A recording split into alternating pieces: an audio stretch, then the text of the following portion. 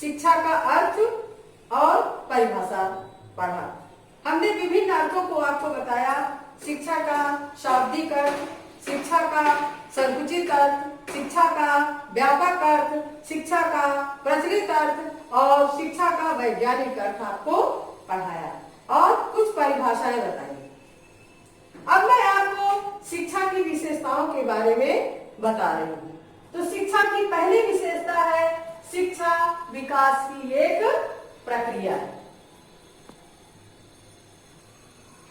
बालक शिक्षा के माध्यम से बालक की अंतर्निहित शक्तियों का विकास होता है और इसके माध्यम से विभिन्न विकास जैसे शारीरिक विकास, मानसिक विकास, बौद्धिक विकास, चारित्रिक विकास और आध्यात्मिक विकास भी होता रहता है।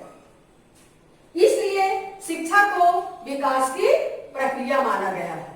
दूसरी पॉइंट है शिक्षा आजीवन चलने वाली प्रक्रिया है।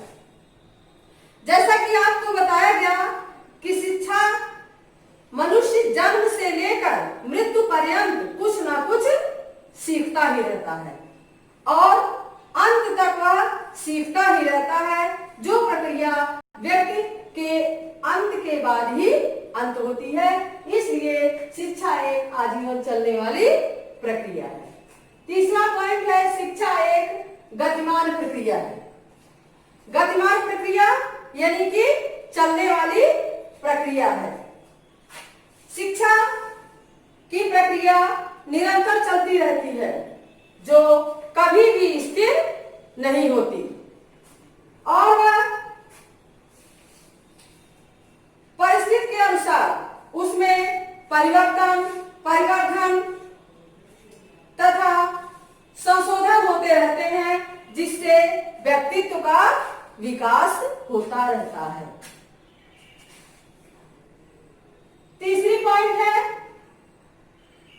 पॉइंट शिक्षा के गतिमान प्रक्रिया हमने पढ़ाया। अब मैं आपको शिक्षा एक द्विमुखी प्रक्रिया है।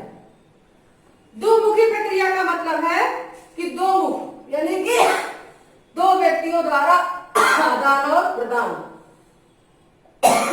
महान शिक्षा शास्त्री एम्स का कहना है कि शिक्षक और शिक्षार्थी जो आदान और प्रदान करने वाला यानी कि शिक्षक जो शिक्षा देता है और विद्यार्थी उसको ग्रहण करता है, इसलिए उन्होंने शिक्षा को द्विमुखी प्रक्रिया माना है। लेकिन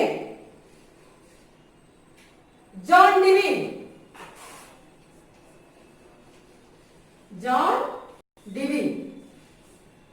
डिवी ने कहा है कि शिक्षा त्रिमुखी प्रक्रिया है। उनका कहना है कि शिक्षक और विद्यार्थी के अलावा कुछ और है जिसके माध्यम से दोनों में शिक्षा का आदान प्रदान होता है, वह है पाठ्यक्रम। इसलिए जॉन डिवी ने शिक्षा को त्रिमुखी प्रक्रिया बताया है। बच्चों, अब मैं आपको बताती हूं शिक्षा और साक्षरता। आप लोग सोचते होंगे कि शिक्षा और साक्षरता एक ही है, लेकिन ये बिल्कुल गलत है। आपने पढ़ा कि शिक्षा जन्म से लेकर मृत्यु पर्यंत तक चलती है, जबकि साक्षरता का अर्थ होता है लिखने और पढ़ने से। जब बच्चा थोड़ा बड़ा हो जाता है, तब जब वह विद्यालय जाता है, वहां पर वह लिखने और पढ़ने की क्रिया को सीखता है। ऐसा नहीं है कि जो व्यक्ति साक्षर नहीं है वह उसके अंदर शिक्षा नहीं है। अशिक्षित व्यक्ति ही शिक्षा युक्त होता है। साक्षरता केवल देवनागरी लिपि, आप जानते हो ना, हमारी भाषा हिंदी भाषा की देवनागरी लिपि, जिससे पढ़ना लिखना आ जाए, वही साक्षर है। जैसा कि आपने देखा शिक्षा के कई प्रकार हैं। औपचारिक शिक्षा, अनौपचारिक शिक्षा, निरौपचारिक अनौपचारिक शिक्षा, दूरस्थ शिक्षा और पत्राचार के द्वारा शिक्षा। तो मैं आपको इन सब शिक्षाओं के बारे में बताती हूँ। जैसे औपचारिक शिक्षा, आप लोग सोचते हैं कि औपचारिक शिक्षा जो वर्तमान समय में शिक्षण संस्थाओं में प्रदान की जाती है, जो वर्तमान समय में या प्राचीन काल में गुरुकुल और आश्रमों में प्रदान की जाती थी, लेकिन आज के युग में वह विद्यालयों और महाविद्यालयों में प्रदान की जाती है। औपचारिक शिक्षा अनेक प्रकार के संस्थाओं में प्रदान की जाती है। इस प्रकार की शिक्षा में निर्धारित पाठ्यक्रम, निश्चित कार्यक्रम, निर्धारित समय सारणी और अध्यापकों के माध्यम से दी जाती है, जो बच्चे को अच्छी तरह से ज्ञान प्राप्त हो।